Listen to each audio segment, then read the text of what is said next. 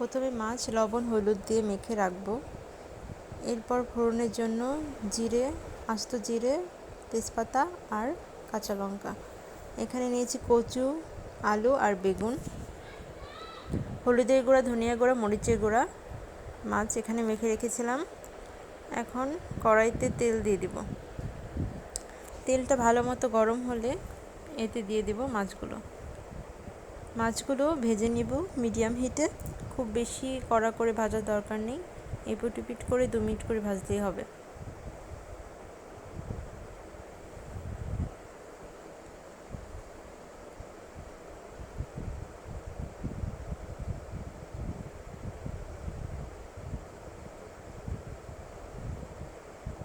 সাবধানে উল্টিয়ে পাল্টিয়ে দিচ্ছি যাতে ভেঙে না যায়।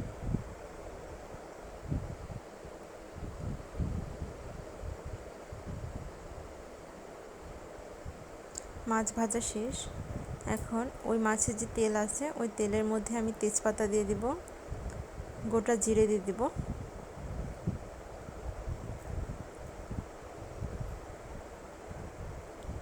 এগুলো একটু ভেজে নিব, বেশি ভাজবো না।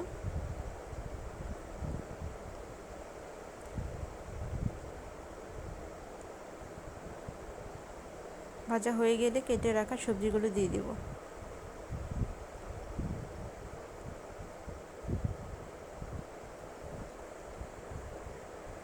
সবজিগুলো দিয়ে ভালো মতো নেড়ে নিব,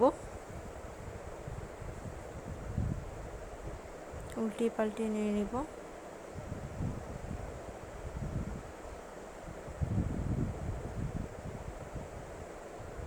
এরপর লঙ্কাগুলো দিয়ে দেব।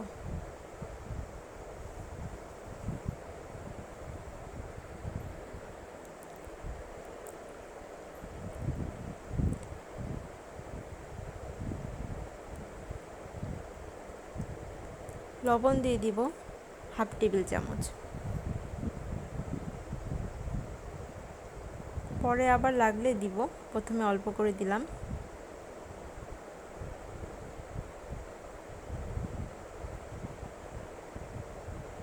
এখানে আমি হলুদের গুঁড়া, ধনিয়া গুঁড়া, মরিচের গুঁড়া নিয়ে নিয়েছি।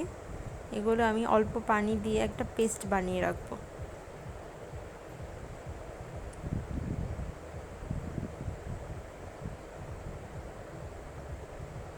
সবজিগুলো ভাজবো।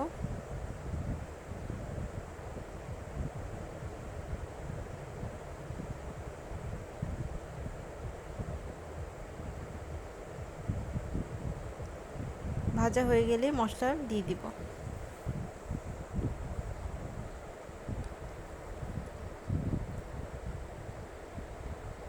এই পর্যায়ে বারবার নাড়তে থাকতে হবে। আমি সামান্য পানি দিয়ে দিয়েছি যাতে মশলাটা পুড়ে না যায়। উল্টিয়ে পাল্টিয়ে ভালো মতো রান্না করব যাতে নিচে লেগে না যায়।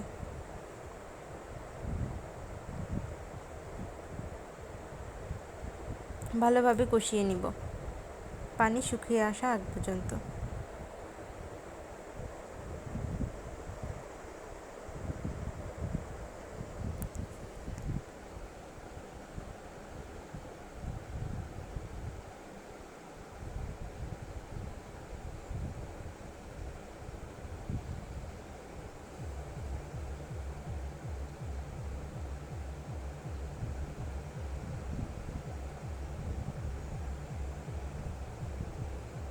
অনবরত নাড়তে থাকতে হবে যাতে পুড়ে না যায়।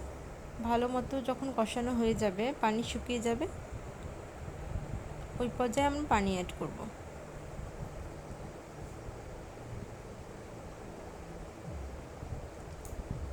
আমার এখানে কষানো প্রায় হয়ে গেছে। এই পর্যায়ে আমি দিয়ে দিলাম 1.5 কাপের মতো জল। খুব বেশি জল দেওয়ার দরকার নেই।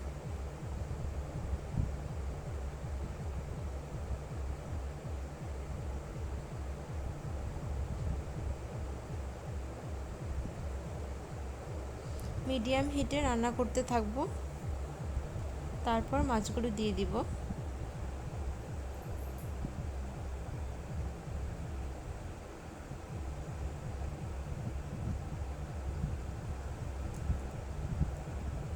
আপনারা আপনাদের পছন্দ মতো যদি বেশি ঝোল খেতে পছন্দ করেন তাহলে আগেই নামিয়ে নেবেন। এখানে আমি জিরে গুঁড়া, ভাজা জিরে গুঁড়া দিয়ে দিলাম নামানোর আগে। আর যদি ঝোল কম খেতে পছন্দ করেন তাহলে একটু বেশিক্ষণ রান্না করতে হবে।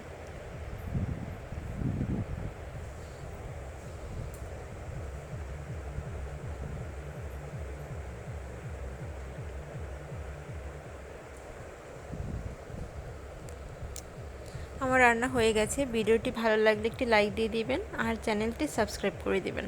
ধন্যবাদ।